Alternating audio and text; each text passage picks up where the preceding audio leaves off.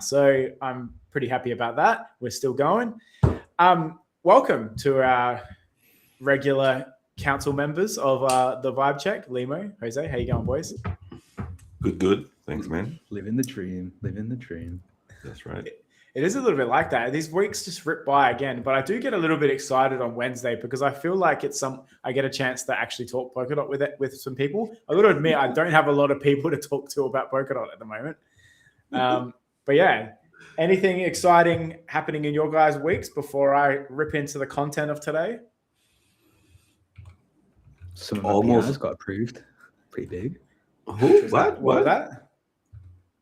Some of my pull requests got approved, which is pretty big. Web3 Summit soon. It's going to be fun. I'm not going, but it's going to be fun to watch online. So yeah, I would love to go. I was trying to find a reason to go during the week, but I'm yet to find one. Yeah. It's too far, man. Germany. I have to admit, the last sort of like Argentina trip just kind of took it out of me. It was just a big trip, and so I think we'll do this one virtually, but I'm excited to get back on the tour again. I feel like we've had some quiet blockchain times. There was, I think, 2024. I think I did both token 2049s. What else we did? I did Belgium for whatever that was again. I forget the name of them. Decoded. Yeah, that was a big year. But yeah. All right. Well, hey, we've got some cool stuff happening at the moment. And so I'm going to rip through some stuff. I have trolled for your viewing pleasure, everybody. Polkadot mentions all over X. And I got to give a couple of shout outs to like Aubrey McQueen. He's been great for those that don't know him. But let's start off because we actually have the birthday of Polkadot. I don't know if you guys knew this, but it's Polkadot's 6th birthday this week. This week? Really? Oh, look, I'm wearing the first one. Look at that. Hey, the OG. I actually have a friend who he's a British guy, but he lives in Bali, and he's got the old P tattooed right there. So I can only imagine how shattered he was when they changed the logo. But twice. He just loves Pinterest. Yeah. Yep. Double brand. Yeah, that's right. But yeah, 6 years old, which is actually pretty crazy. So what are we now? Like Ethereum's 11 or something like that? Polkadot 6. So we've effectively had like a full 4-year cycle and a half. But anyway, we have sorry, I was not even showing my screen. There we go. 6. Aubrey McQueen, thanks for the shout out. And just like to rip through some of the things that he's mentioned here. So like since then, Polkadot has elevated beyond a single chain. We've got cross-chain interoperability, shared security, OpenGov. We had that experiment, core time. Today, Polkadot's more than just a blockchain. We've got a whole bunch of stuff on here. So 6 years old, congrats and happy birthday to everyone involved. All right. So I've actually gotten really excited because the main Polkadot account has actually become quite active again. So I think one of the things which I think is really interesting now is that we're actually starting to get a little bit more ramp up, which we all know that the Web3 Summit is next month. But this was really, really cool to see. So OpenGov voting change just happened. So referendum 1090 proposes that validators on Polkadot are required to lock a minimum of 10,000 DOT. So Limo, you're probably normally pretty across this sort of stuff. Can you give me like the 10-year-old TLDR here? Like I'm 10. So there was a few changes planned for staking. So the first one already happened where like inflation's gone down. I think the Polkadot account doesn't like using the word inflation, but it's token inflation, which like lowered rewards as well, which people think's bad. But if the inflation's going down and the rewards go down at the same proportional rate as the inflation went down, then you're actually not losing your percentage of inflation, right? So yeah, nothing really to worry about. And then this is the second change where validators need to self-stake 10,000 DOT. Which some of them haven't yet. I think 2/3 of them have also. If validators don't do that, then they get chilled, which means they just won't produce blocks, right? Interesting. Then because of because of the APY going down, it was proposed that there'll be some nominator benefits, right? So people staking DOT, you can no longer be slashed. That's why validators now need 10,000 DOT, because that gets slashed if they do something bad. Looked like I was swearing at the camera, didn't mean to do that. Sorry, everyone. and then the last one is the fast unbonding, which everyone was like asking for forever, right? Forever, so instead of being 28 days, it's going to be 24 to 48 hours, depending on some like queue system. So yeah, a lot of benefits for actual stakers now, right? That's probably going to be live. I think the ref is like just over a week old. I think at any point it could enact if Web3 Foundation decide to vote yes or aye or abstain on it. And then there'll be a future referendum with this like fast unbonding and no slashing for stakers. So it's pretty good. Well, it's good to see that the updates are continuing to get rolled out. We move on. So this one here, again, parity starting to get active, which I'm liking. We went from like full dark of nearly 6 months, and now everyone's starting to tweet again, which is great. No blank screens, no headaches, no homework. Start with a working app template. So playground.dot. Interesting. So I'm guessing some sort of like SDK to be able to build applications is what I'm getting from this. It's obviously intentionally vague because it doesn't want to actually say what the product is. But again, I'm just happy that there's messaging being put out about what's happening, which is awesome.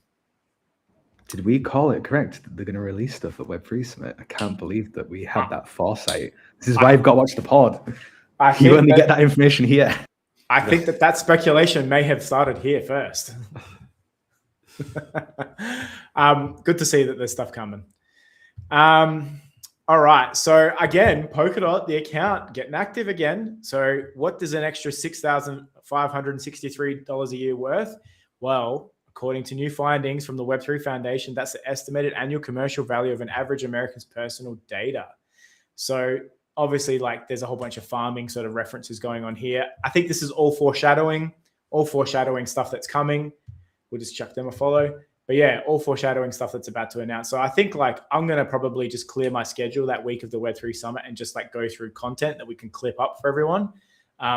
Because yeah, this is obviously in reference to what's coming about owning your own data. That's what I'm reading into this.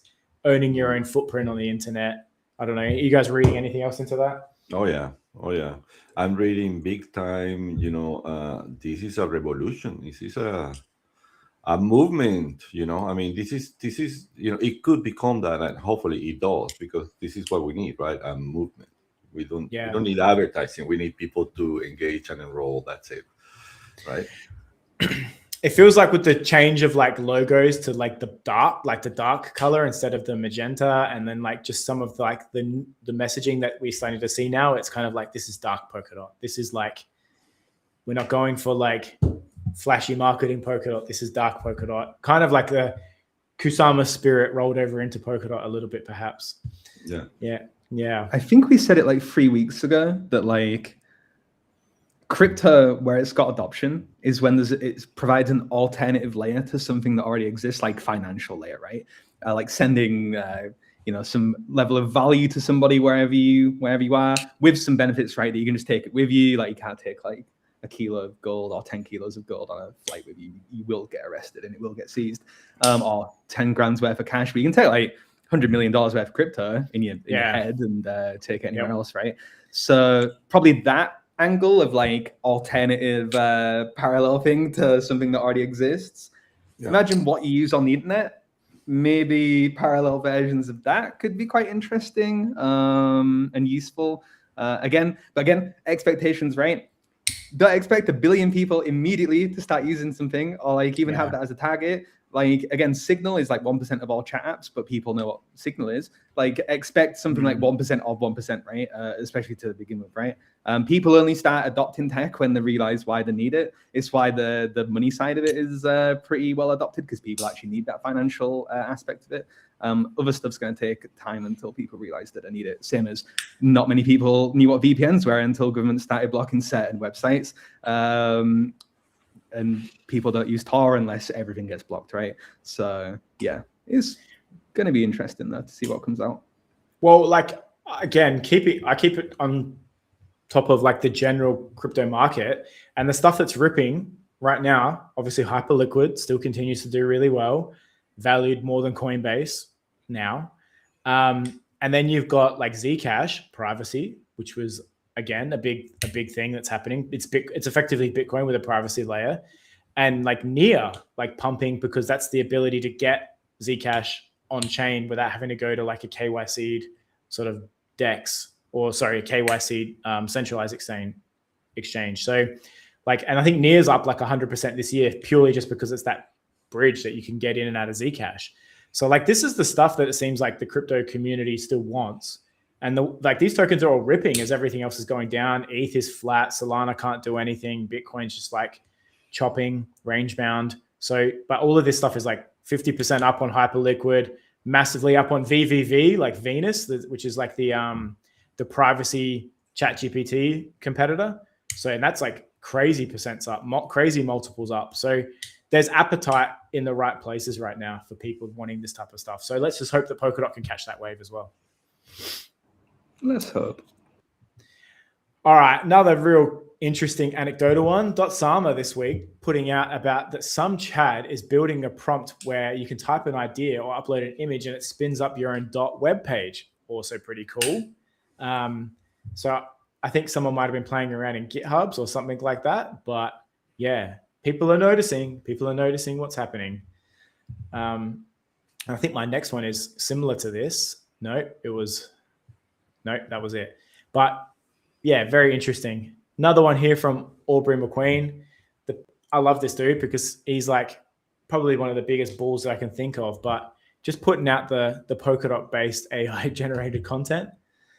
And then here, again, Polkadot stopped being just parachains a long time ago, 2-second blocks, native EVM, Bitcoin-style tokenomics, bullishness.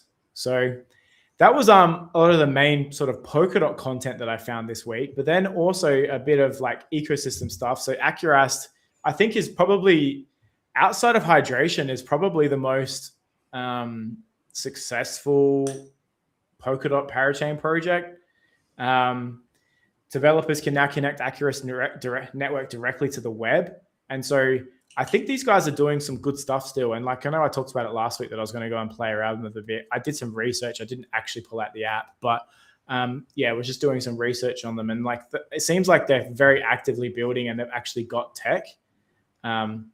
So yeah, it's a bit of stuff happening this week. That was the wrap up and roundup that I found all online. Anything you guys noticed that I may have missed throughout the week? I didn't touch on OpenGov at all. There was a bit of stuff in there. I don't know the Open. Oh yeah, there was a few OpenGov things that were like a bit boring. Yeah, nobody cares about like any of those basically. Like someone wanted to make like a DEX on Asset Hub for the 50th time. Yeah, no, it's not what we're doing, guys. I mean, for me, like the main thing is like waiting for Web3 Summit, right? Like, yeah. Obviously, there's stuff coming out. We did call it because it wasn't obvious at all, right? So then once some of this stuff comes out, you're gonna know what's possible, right? There's gonna be maybe new business ideas that come from it, or you know, if you just understand the general direction, maybe you have, I don't know, some idea where you're like, hey, Web3 Foundation, I kind of want to do this. What do you think? And they're like, oh shit, yeah, that would be good. I don't know. But it should be pretty cool. The privacy coin stuff. So you can tell by like the fact that like Monero like never really drops below a certain value that people actually use it. Not money laundering, definitely journalists making sure that they can like get donations and stuff. That is the whole use case of Monero. But yeah, people really keen on it. And I know there's Kusama Shield that Flipchan, friend of the show, is making. And I wouldn't be surprised if there's other stuff based on the fact that like people like Amitaki are going to be at Web3 Summit. Not saying that he's done anything, but like he's obviously quite the big like Dark Phi, I think his project's called. So the fact that they've like invited him to speak, Amitaki. So he is early Bitcoin dev and like got Gav into Ethereum or something like that, or into Bitcoin. So he does like some privacy-based stuff and the fact they've invited him, maybe a lot of the stuff is privacy-based stuff. Because why would you invite the privacy guy that a lot of people know if that's not a big theme, right? So, well, like you mentioned, like the legitimate use cases for having privacy on chain, like that's a really good one. Like journalists being able to pay people, like and whistleblowers and things like that. That you need privacy for these types of things. And anecdotally, I actually know of a detective who says that they pay informants and they have to pay it out of their own pocket because it can't be on the books. And so this is like actively fighting crime, not encouraging crime. So imagine if everything goes cashless and then all of a sudden, what are you going to pay informants in? Like gold dust or something like that. Like you can't go cashless. Like, and so there are legitimate reasons why privacy is needed. That's not just people trying to purchase drugs. Like there are legitimate reasons why these things need to exist. And also when I buy a Subway paying for like my crypto.com, I don't want everyone to know that what my entire transaction history is if I was going to ever use stable coins to buy like, to buy something from the gas station.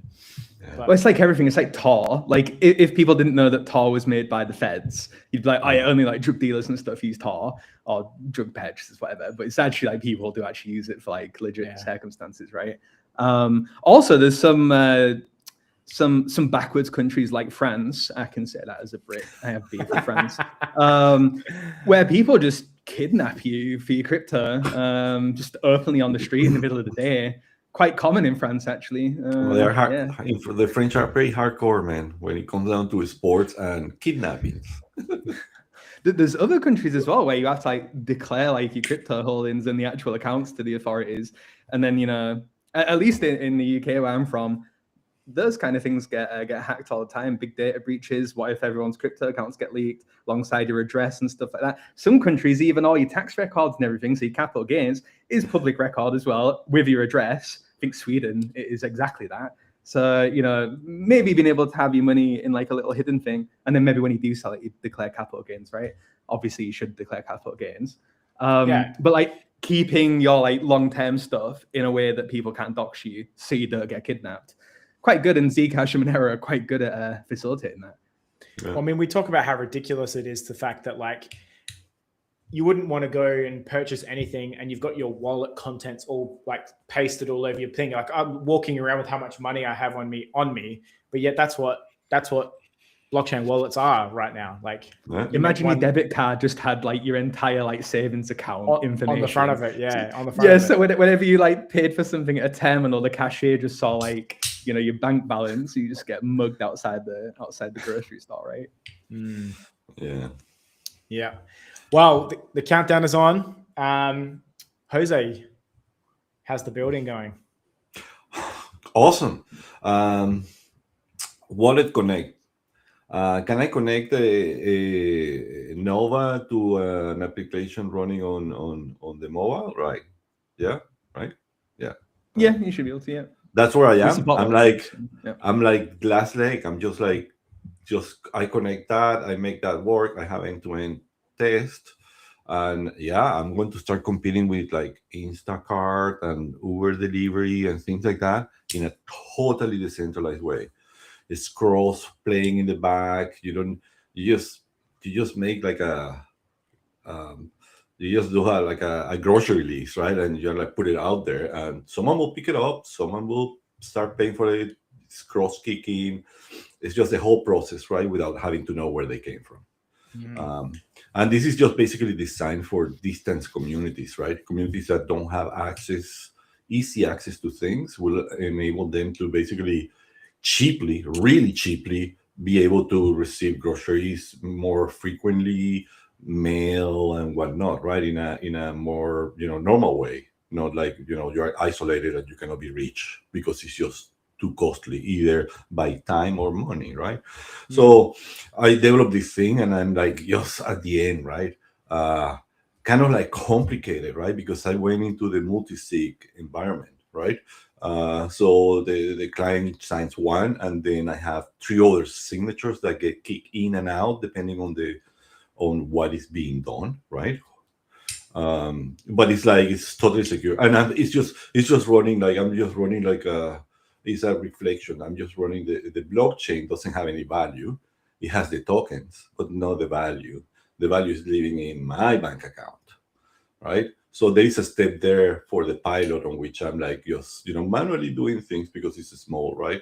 But that process will be automatic too at the end, right? So yeah, super pumped. But it's like so many details, man. It's like unbelievable, right? It's like you think, yeah, just do just put a check mark there, right? Well, that check mark will just create 3 more migrations and things like that.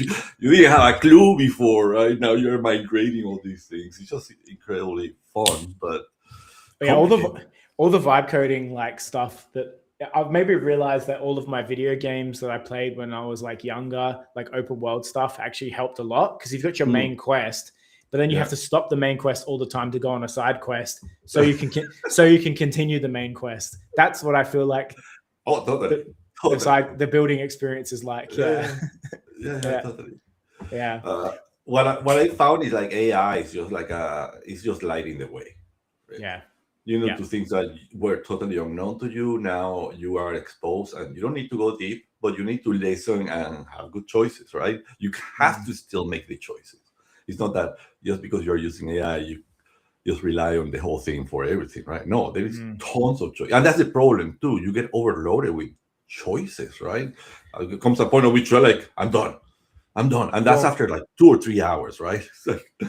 Well, all of the stuff that the Paper Moon guys put out that we talked about, like I think in episode 3 or something like that you could sort of train your Claude on all the Polkadot docs. That was awesome because that saved me a lot of time. So maybe we'll reshare that at some point. But Dude, you know how behind like normal companies are with AI, right? So obviously like Web3 people are probably quite like in tune with it, right? Because it's like cutting edge tech, stuff like that.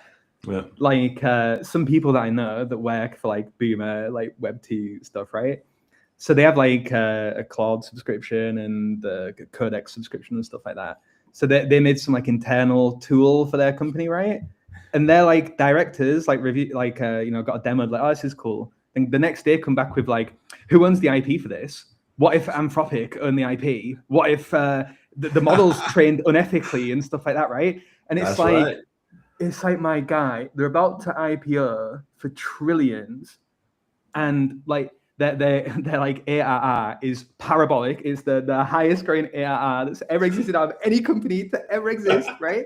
And you think your internal tool that makes a job easier, that they're going to sue you because of this internal tool? Like, you're insane. And this is what people are like, The Web2 people have not caught, like normal office people have not caught. Yep. And then also the rebellion still exists because it's like the rebellion of like, I don't want to support new data centers. Well, like, cool. Like, Blockbuster didn't want to support like streaming of DVDs either, but like, look where we are. So what if the data centers have power plants attached to them that they have to operate and also provide like 20% of the power to the grid and reduce your electricity bills? I'm sure them people will probably actually support it, if I'm being honest. I mean, you can perceive the narrative on the people who is being affected by it, saying, "Oh no, but this is a stopping machine. It's not that smart, right? Or it's like it's just a language model, right? It doesn't get things right, right? Well." Sorry, guys. This is the people who don't want you to use it, right? The irony of it is, I actually feel like it's more middle and upper management type sort of roles that are getting wasted first. It's not the lowercase stuff. It's like it's your people who are jobs, competent, but not the top of the food chain. You're gone because you're expensive. Yeah. It depends. Like, I know a friend of mine works for a big company, and they're going through it. They control everything that is like toll booths, like a highway and things like that, right? Like highly automated, I mean, to the end, right? So, and they have an AI, and they just broke it down in teams, right? And now they are refactoring all their software, all of it, right? There is no other way, right? I mean, otherwise it's a spaghetti mess, right?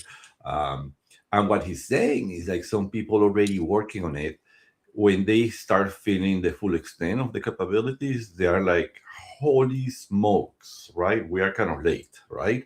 And they are already refactoring this stuff, right? So it's like, I think the changes are happening even faster than what we think, right? Because these are big organizations on which, if they lose, 20, 30, 50% of their workforce because they are not paying them, that's a huge win, right? So changes are But this would happening. have happened before, right? Like every industrial revolution, let's say. Like imagine the Exactly. first one, like the steam-powered one, right? You're like, you have to hire like 20 farm hands that all have horses to like chuck wheat or whatever. And then some guy just comes and goes like, yeah, it's just this thing, and like it's called a tractor or combine harvester or something. And it just like does it all like massively like more efficient, or like the power loom for making textiles and stuff, which is a big thing in the UK as well. Like textiles the people that like hand woven clothes, right? They would have been That's like, right. oh, what the hell? Like that's gonna be, it's not gonna be the same quality, mate. Like they would have footed the hell out of it, right? Same as like the horse and carriage people that were like, stables at inns or like pubs or whatever that had to look after horses. I'm sure they were footing cars like, yeah, but what about the lives of the horses? Like, what are they gonna do? Like people just foot. Yeah. Same as CNC machines, like in industry. I'm sure when CNC that's right. The people that were doing stuff by, with an actual like lathe and stuff and not like automated, that they were like, what the hell? Like, but it made stuff way more efficient, and now we can make stuff that you wouldn't have been able to make with a lathe, probably. So it's like an iPhone would be insane if every single part had to be done by hand. Like it would just be infinitely expensive, right? Whereas a CNC machine is, now it's $1,000 instead of probably like $25,000. I don't think it's that the technology is not there. I think that the ability for humans to consume it and to really give it have a framework to work with is not there, and it takes years, right? I mean, you are used to wake up, have your coffee, do your things the way you do. This is a life change. This is a business change. This is a whole change of society, right? And governments better get their shit together and start changing things, because they need to enable retraining of the masses that are going to be unemployed from this, right? Not just programmers, not just white collar. There is a lot of changes coming through it too. So, but I mean, the benefit is for all of us, and the billionaires who are pitching these, are into, let's change the world for the best. But I mean, we've been doing this for like what, thousands of years now. Yeah. You never, it's goes left, goes right. So. Yeah. I think one thing that's going to decide the future, one thing that's going to decide the future is if regions or countries, whatever, decide to overregulate AI and then other regions don't. The ones that don't are probably going to actually like just like, if they haven't already like exceeded them, they're going to leapfrog them. Like it's like if like the EU is like, you can't use Claude because the training data is maybe copyrighted or something, like then it's like, okay, well, any EU company is just going to be behind, right? Since it's the leading model, right? So it's, I mean, look at China. China allegedly just doesn't care about copyright, so they start being able to do stuff. Whereas if they did care about copyright on anything, probably their industry wouldn't be as good as it is now, right? So. Yeah, but they haven't. I mean, just to say, to dwell into that, right? I mean, they haven't really. There is no creativity in what they have come out of it. It's always a copy of something. They can improve things, but they cannot make things, right? I mean, they cannot create. They cannot create new industries.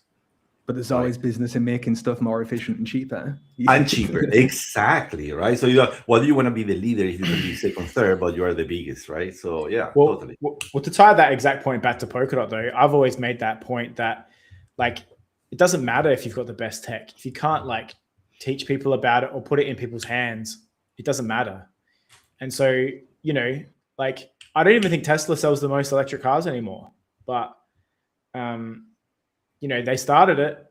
They might be better quality. I don't know. I don't drive an electric car, but they might be better quality. But if you don't have distribution, it doesn't matter if you're the best tech. So that's why the EVM stuff was like, maybe they did it a bit too late. I know like people were putting like, oh, why did it take so long sort of vibe.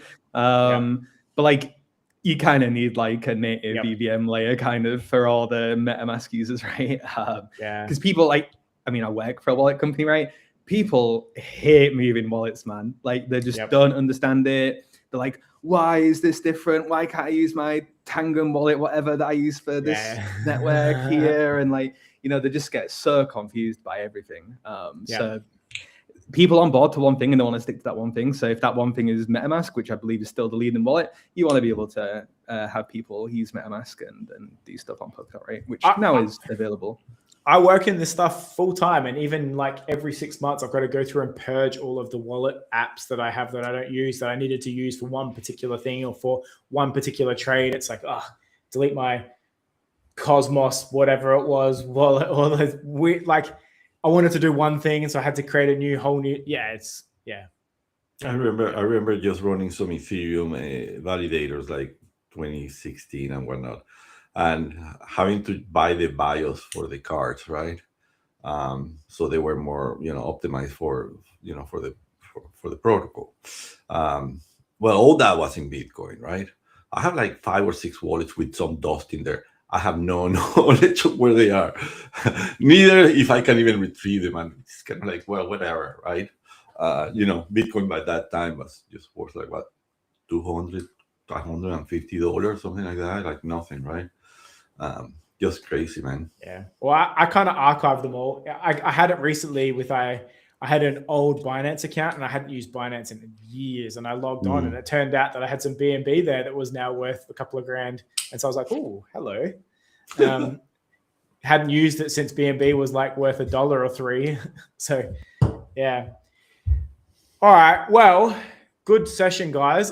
We won't keep them long because we are just on countdown clock to the Web3 Summit. And so we're very excited about that. But any last words from you guys before we wrap for the episode 10? Are you doing any Web3 like a shadowing? You betcha I will. I'm gonna, all right. Perfect. Now I've cleared the schedule, so we'll churn out a lot of content. We'll put out as clips as quick as we possibly can. We'll have the editors live ready to go to start spitting stuff out. So as soon as it comes to hand, we'll try and get it into the hands of everybody else in digestible clips and all the highlights and everything like that. So, yeah, that's great. Are you going to do like a live program? Probably invite people or just... Yeah, I think so. I think we could probably do some watch along stuff as well. So I'll figure out the actual schedule of it all and time zones and everything like that. And I think it'd be kind of cool to, especially for some of the keynote announcements, if we could do maybe some popcorn watch alongs, would be pretty cool. Totally. I'm into it. Yeah. All right, everybody. Well, if you haven't already, we are on our English channel at the moment. So like and subscribe to the Republic, and you'll get all of this content as we dish it out to you. And we'll see everybody here next week.